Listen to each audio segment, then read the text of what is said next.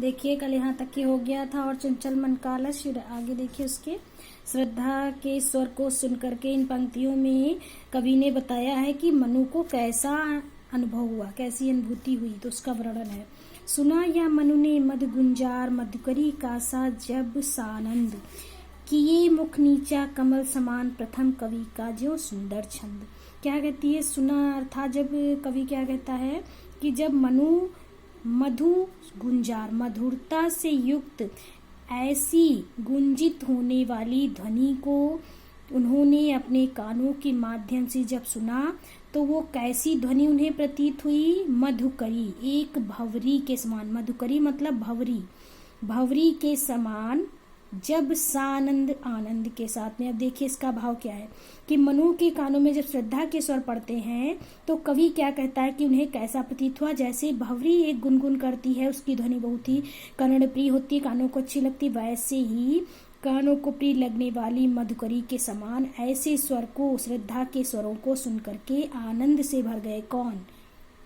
मनु।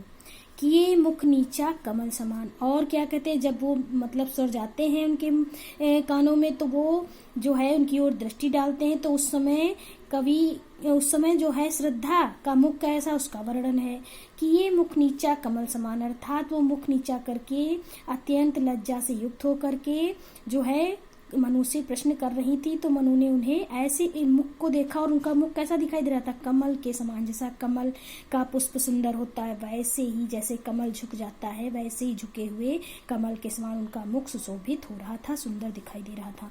प्रथम कवि का जो सुंदर छंद। और भी कवि ने उनके मुख की तुलना किससे की है कि प्रथम कवि का जो, जैसे प्रथम कवि ने मतलब साहित्य के पहले कवि ने पहला छंद लिखा हो, जैसी सरसता उस छंद में थी, वैसी ही सरसता उनके मधुर जो है स्वर में और उनके मुख में थी।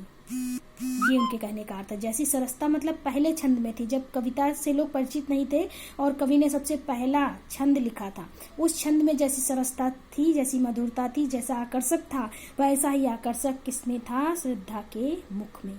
तो उस कवि ने तुलना किससे की है? छंद से तुलना की है, प्रथम छंद से कवि के श्रद्धा के मुख की।